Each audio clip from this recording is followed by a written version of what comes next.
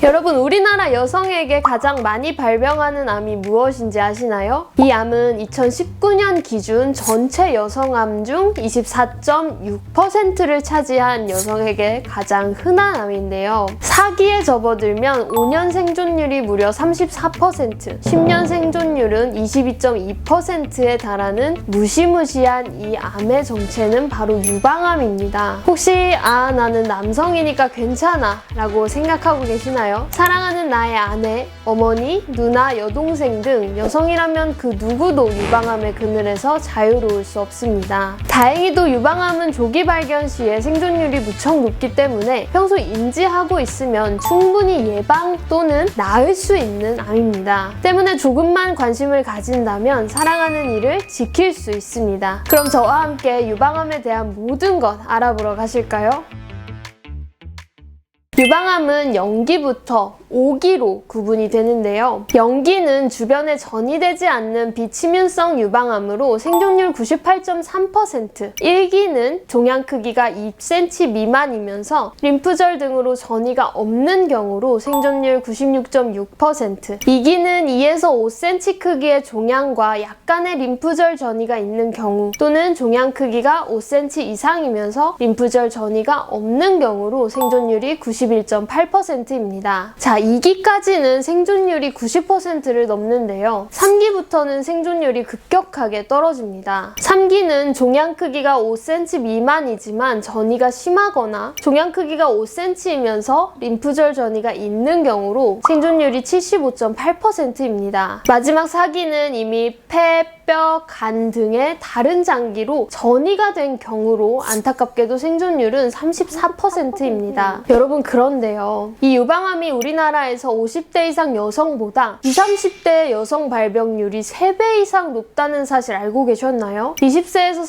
39세 유방암 환자 수가 2018년 기준으로 2010년 대비 약 16%가량 증가했는데요. 최근 들어 빠른 초경, 모유수유 감소, 비만, 늦은 결혼 및 저출산, 피임약 복용 등의 원인으로 젊은 여성들의 유방암 발병률이 높아지고 있습니다. 젊은 여성의 경우 유방암 진단을 받으면 유방을 제거하는 절제 수술로 인한 상실감으로 우울감에 빠지는 경우도 있다고 하는데요. 때문에 20세 이상부터 매달 자가 진찰, 2년에 한 번 전문의에게 유방 진찰이 필요하고 35세를 기점으로 그 이후부터는 매달 자가검진, 2년에 한 번 유방 촬영을 하는 것이 중요하다고 합니다. 그렇다면 유방암의 원인과 초기 증상에는 어떤 것들이 있을까요? 유방암도 다른 암과 마찬가지로 발암물질과 같은 환경적 요인과 유전적 요인 두 가지에 의해서 생길 수 있습니다. 그 중에서 유전적 요인, 즉 암에 걸리기 쉬운 유전자를 가지고 태어나는 경우는 전체 유방암의 약 5에서 10% 정도입니다. 그 외에 대부분의 유방암은 환경적인 요인에 의해 생겨나는데요. 유방암과 직접적인 관련성이 있다고 의심되는 가장 큰 원인은 여성 호르몬인 에스트로겐입니다. 에스트로겐은 여성의 여성성을 지켜주는 굉장히 중요한 호르몬이지만 유관세포의 증식을 촉진하는 효과가 있기 때문인데요. 에스트로겐에 오랫동안 노출되는 경우는 유방암의 발병 확률이 높아집니다. 그 외의 원인으로는 방사선 노출, 고지방 식습관, 음주, 흡연 등이 있습니다. 특히 한쪽 유방에 암이 있었던 사람이나 대장암 또는 난소암이 있었던 사람, 상체 비만이 있는 사람에게서 유방암의 발생 가능성이 더욱 높아집니다. 유방암은 초기에 대부분의 경우 아무런 증상이 없고 많이들 오해하시는 유방의 통증은 초기 유방암의 일반적인 증상은 아닌데요. 다만 지금 말씀드릴 증상을 겪고 계신다면 반드시 한번 검사는 필요합니다. 자, 첫 번째, 통증이 없는 멍울이 만져지는 증상은 가장 흔한 증상입니다. 두 번째, 유방뿐만 아니라 겨드랑이에서 뭔가 덩어리가 만져진다면 이미 병이 진행되고 있을 가능성도 있어요. 세 번째, 유두에서 피가 섞인 분비물이 나오거나 젖꼭지에 잘 낫지 닿지 않는 습진이 생기는 경우입니다. 네 번째, 유방 피부 혹은 유두가 유방 속으로 끌려 들어가 움푹 패이거나 유두가 함몰된다면 심각한 단계일 가능성이 있습니다. 다섯 번째, 유방 피부의 부종으로 마치 피부가 오렌지 껍질같이 두꺼워진다면 암세포가 원인일 가능성이 있습니다. 구독자 여러분들께 이런 증상이 없기를 정말 간절히 바라겠지만 만약 증상이 의심된다면 일반외과 전문의를 방문하시는 것이 좋습니다. 수술을 기본으로 하는 질병이기 때문인데요. 유방암 수술은 크게 암이 있는 유방을 다 제거하는 유방 절제 수술과 유방은 유지하면서 암덩어리와 주위 조직 일부를 제거하는 유방 보존술이 있습니다.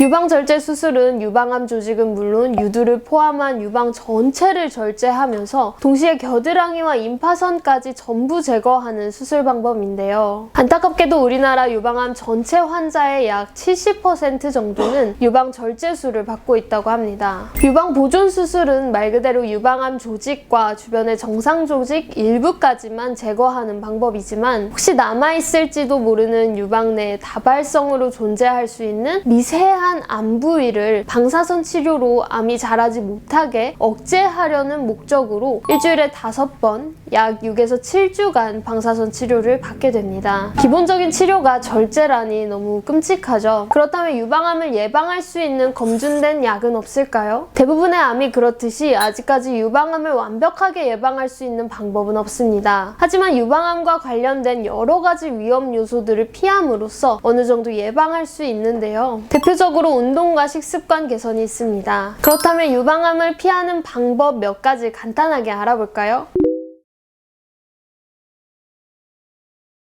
운동은 에스트로겐 생성을 감소시켜서 복부에 지방이 쌓이는 것을 방지합니다. 유산소 운동을 하루 30분, 일주일에 3-4번 이상 정도 하는 것이 좋은데 걷기, 자전거 타기, 수영 등 좋아하는 운동을 찾아서 장기적으로 하는 것이 가장 좋습니다.